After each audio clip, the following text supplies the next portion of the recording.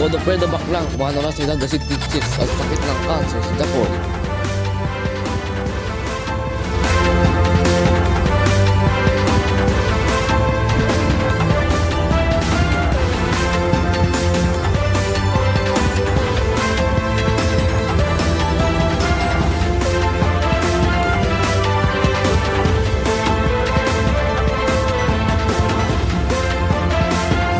Sama-sama tayong Tagalog TV News at 50.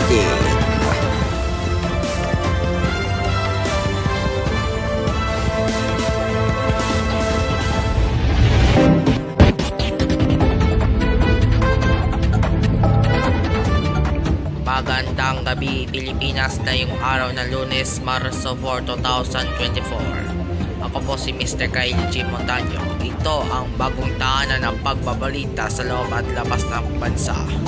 Sama-sama tayong magiging DGTV News at 15.